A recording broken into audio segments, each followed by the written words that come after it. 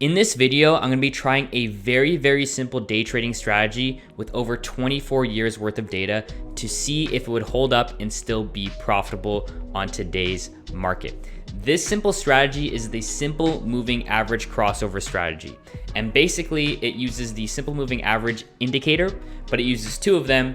And when one crosses the other on a chart, it buys. And then when it crosses below, it sells. This strategy is very common, found online here on YouTube, and many other traders worldwide talk about it. Let's see if it can hold up though. You know, with over 24 years worth of data, there's lots of market cycles that happen, lots of market crashes and upsides as well. Let's see if it can hold up with over 100 stocks that I'm gonna try, okay? So sit back, relax, grab your popcorn, and let's see if it can survive. Here we go. All right, so we're gonna start off with the S&P 5 index ETF SPY. So the S&P 500 is basically an index of the top 500 stocks in the US at the current time. And generally you can't trade an index, so someone's created an ETF, basically a stock that comprises of those values and those average of those 500 companies. So if you day traded the SMA crossover, right, strategy with a fast SMA of 5 and a slow SMA of 20 for 24 years worth of data, overall you would be profitable. This is trading 100 shares per trade, okay? And overall, before commissions, you would have made $8,645 in profit. That's before commissions. Obviously, back in 1996, commissions were pretty high, so this profit would probably be a lot lower, but I would still say it is profitable. Here is what the overall equity chart would look like. You can see that there's kind of ups and downs with the market cycles. 2008 obviously having quite a hit, as well as 2016 as well, okay?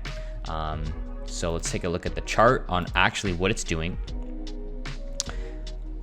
So you can see that these two yellow lines, one is the slow and one is the fast. Let me color one different. We'll color the slow. Make it like red. There we go. It's easier to see.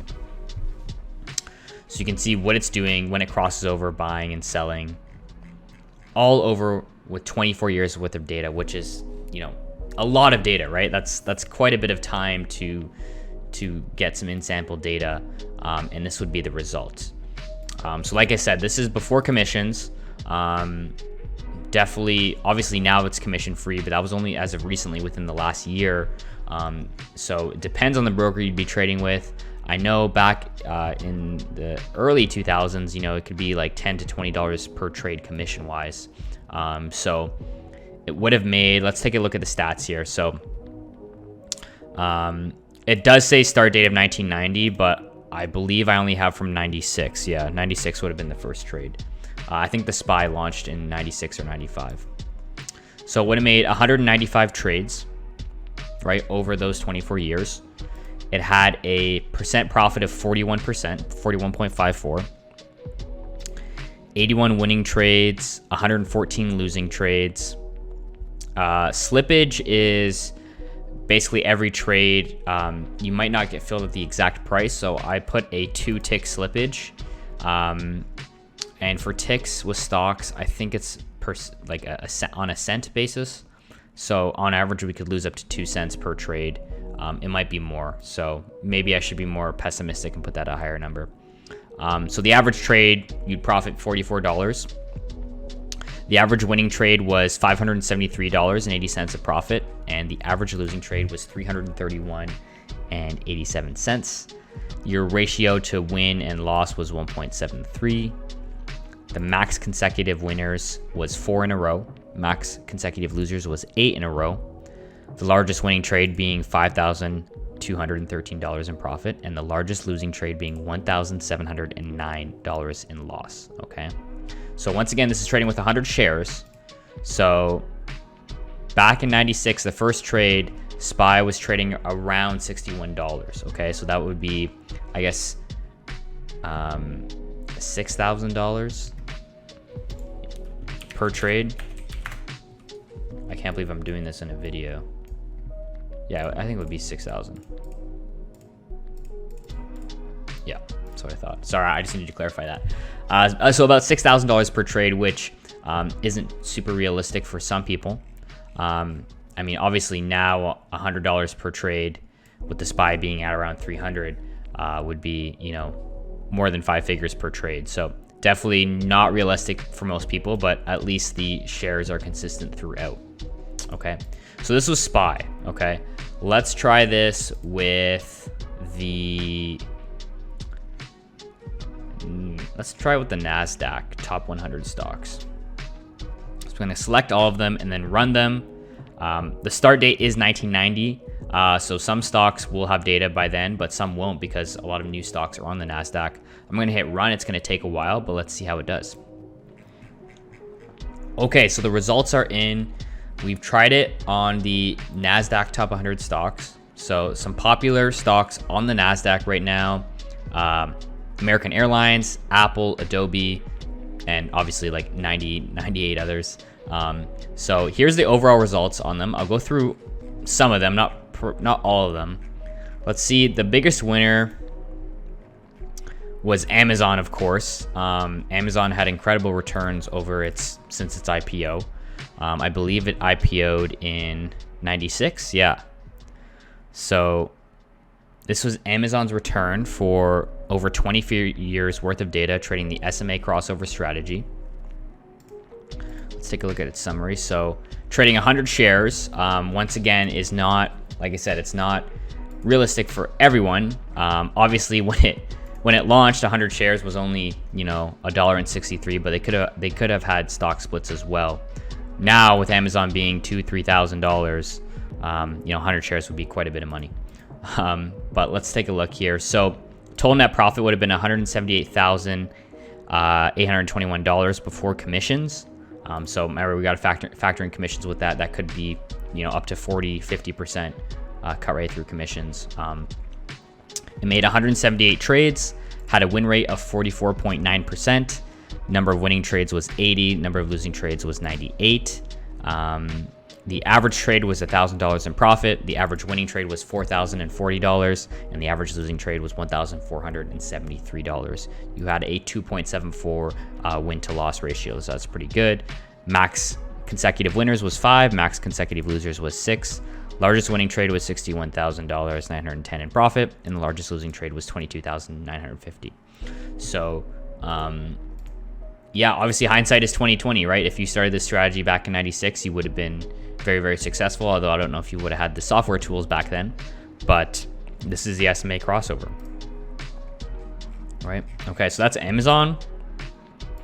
Let's take a look at, obviously any of the big companies are going to, do pretty well. Google is the next biggest one at $94,000 in profit.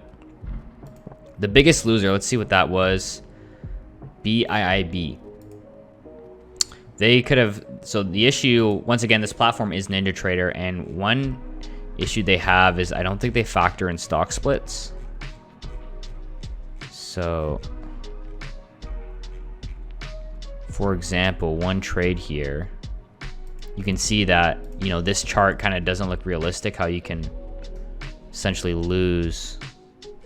So they might have had a stock split, meaning that more shares are issued and it's not taking into account that share change. Here we are. Where does it split?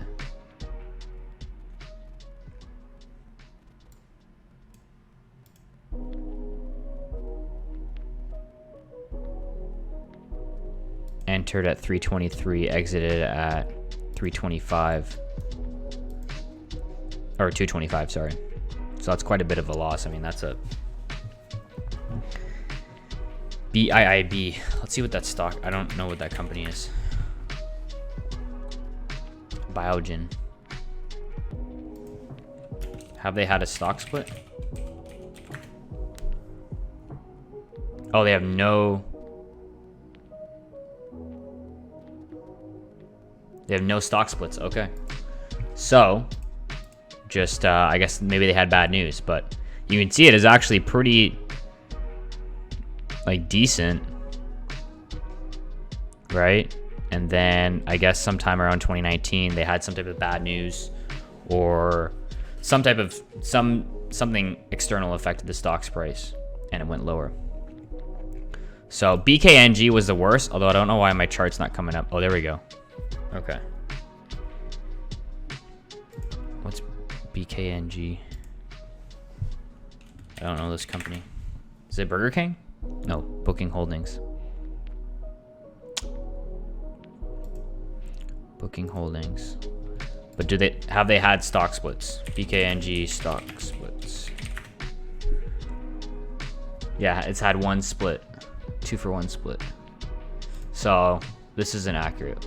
We need to look at stocks that haven't had a stock split. NTAP stock split. Had a split. That sucks though. All these companies have had splits. I don't know if Amazon's had one. Ferg stocks 2-for-1. So this is GILD. Still had a stock split in 2001 though, so I guess we don't see a major difference here.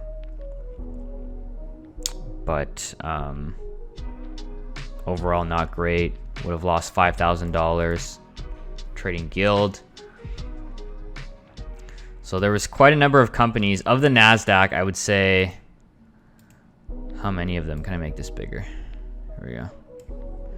So definitely more profitable than not, right? All the ones in white here on the left are profitable, and then all the ones in red are not. So you can see about, I don't know, maybe about like 15 were not profitable, and the rest of the 85 were. And like I said, the most profitable obviously being Amazon, which is a top company now. Google, MELY, Nvidia, Adobe, Google has two tickers. Tesla, of course. Let's check out Tesla. I know a lot of you guys like Tesla, or just everyone in general likes Tesla. So Tesla IPO'd in 2011, 2010. So they did have a split as well, which I think affected that long drawdown. But yeah, obviously would have been pretty good strategy. Would have made $25,000, 847 in profit before commissions. Has a win rate of 40%. Would have made 80 trades in the last 10 years. 32 profitable, 47 not profitable, 1 even. Average trade is $300 in profit. Average winning trade is $1,400. Average losing trade is $403, and it has a 3.47 average win to loss. So still pretty decent. Once again, this is trading 100 shares. So if you're the average investor with, not a huge amount of capital, this would be a lot lower number if you were just trading with 10 or 1 shares, but the percentage return is still the same. So very, very interesting. It just goes to show you that some of the most simpler strategies, can be profitable. Once again, hindsight's 2020, right? We know these companies are successful now, but back in 2010, did we know Tesla was going to be great? Back in 96, 97, did we know Amazon was going to be a big hit? I believe Amazon from, I think 99 to 2000 lost a lot of their value. Let's take a look here, actually. So it would have scared a lot of people away, right? So let's go back to the first trade. Here we go. So first trade it made was $1.63, and yeah, look at this, 2001, right? In 1999, it was hitting highs of $79 per share. I don't think they had a split at this time. I could be wrong. Let me know in the comments below. But that was in 1999. 2 years later, in 2001, it was trading at $7, right? So let's see Amazon stock splits.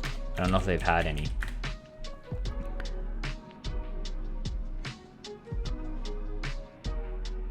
Two for one. The last one was in September 1999. 2 for 1. So if you had 2 shares, it'd be 1. Okay. So still, it's quite a decrease in value, right? But yeah, once again, you wouldn't know these companies were good. Now, what's also interesting is, I don't have the time now, but I would like to know if the buy and hold strategy would be better. Like if you bought Amazon on day one and you held it to today versus this SMA crossover strategy, would it do better? I'd have to do a bit more math on my end, but that would be cool for another video. Buy and hold versus a day trading, or I guess this is technically a swing trading strategy because it's holding multiple days, but generally you're exiting pretty quickly. So that's very, very interesting. What are some other notable ones here? We got, what's one that's profitable that I wouldn't guess? Is that Costco? No, I think that's Cisco. Yeah, Cisco Systems. But they could have had a split, so this is kind of a little bit skewed with the stock splits, right? It can definitely affect the returns quite a bit. So I'd have to take that into account next time I do a video like this. But either way, we can see that on average, it is profitable with companies in the Nasdaq. Let's try the S&P 500, which would be 500 stocks. I'm going to run that right now. And let's see how well it would do. All right, so the results are finally in. Took a while. So this is the S&P 500 index, not the Nasdaq. The best, I'm assuming, is going to be, yeah, Amazon's on here as well. How did Apple do?